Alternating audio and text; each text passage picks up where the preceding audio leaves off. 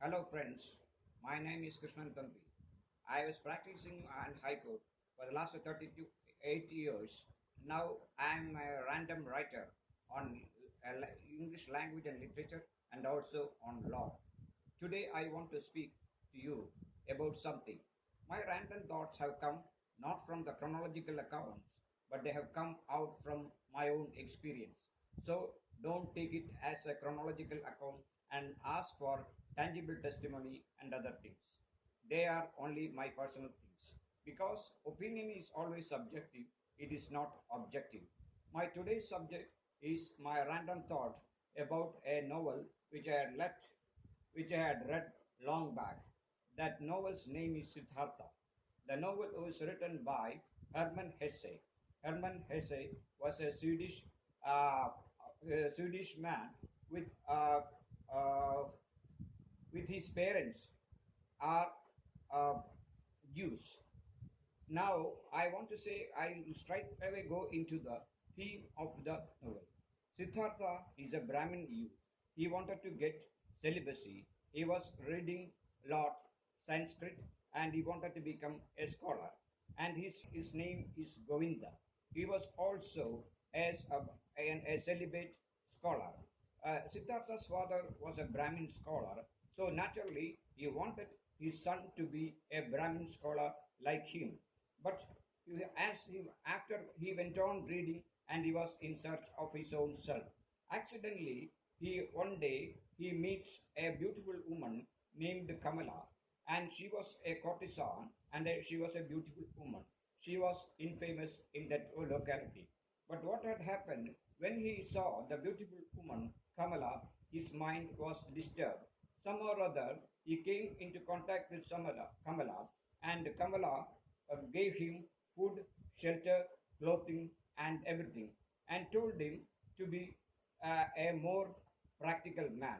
So after meeting Kamala, what he did was he went on thinking about it. So he joined with one businessman named Kamaswamy, and Kamaswamy and Siddhartha worked together, and he made a lot of money. When he made a lot of money, what he had done is he came back to Kamala and he understood the sensual pleasure is far more important than intelligent application. So they became almost like husband and wife, and after they had a children. Then suddenly he realized, just like all the Brahmins, that I have committed a sin. So he wanted to drift away from him. And his son has gone his own way. But Kamala was sincere to Siddhartha. But Siddhartha was in search of knowledge. He wanders here and there. Ultimately, he becomes a furry causer. What Hesse wanted to say is that man drifts again and again till he attains wisdom. But once he has wisdom, the people his mind again wanders. So this is a novel which actually reflects the conflict between the materialism and the spirituality. The Indian spirituality is great because this novel got popularity not because of its writing, not because of its literature, not because of its beauty, but it was filmed by Conrad Roots. In Conrad Roots' film, yeah, Shashi Kapoor acted as Siddhartha, and Amitabh Bachchan was Govinda, and Simi Garwal was Kamala.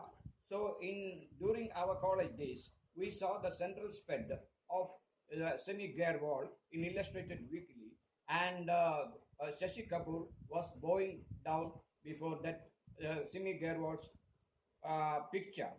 But later, there was a case called Simi Garwal versus Bennett Coleman and Co. But I don't know what had happened at the end of the case. But this is the theme of the Siddhartha. Means that when you are in search of spiritual life, you forget about material life. When you are thinking after of material life, you forget about spiritual life.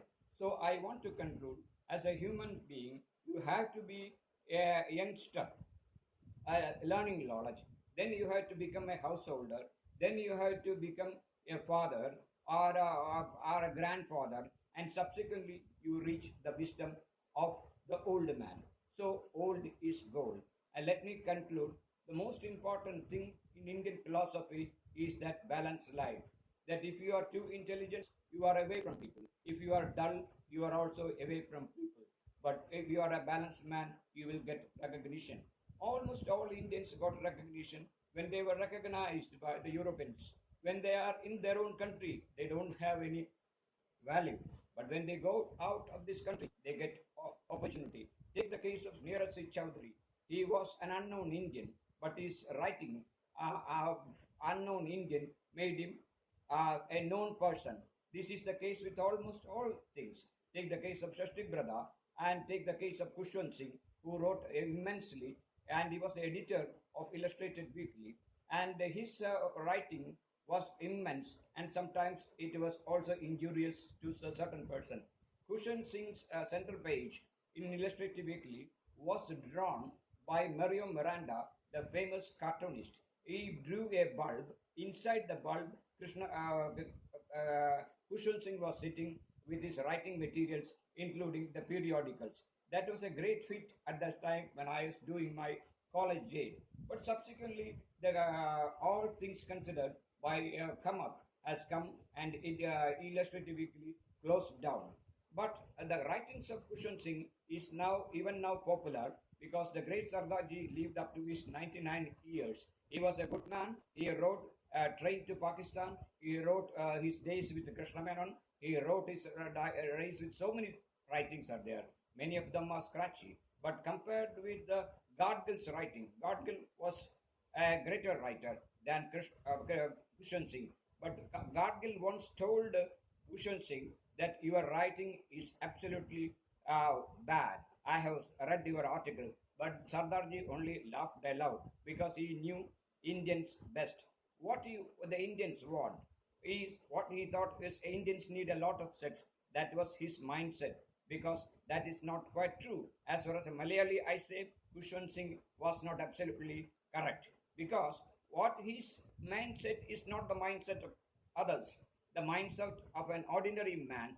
He believes in God, and sometimes he may not believe in God when he has got scientific thought. Whatever may be the thing, the most important thing is the mindset. If you want to keep your mindset, you have to keep your mind and body intact. For in order to keep the mind and body intact, you have to learn yoga and not hoga. Hoga means eating too much. That means when you are an old man, you should only eat at one time, and other times you need not eat. Means when you are eating one time, you are called a yogi. When you are eating two times, you are called a bhogi, and when you are eating three times, you are a yogi. That is my conclusion. Hope some of you have enjoyed my speak about Herman Hesse and other things. Let us see the next time.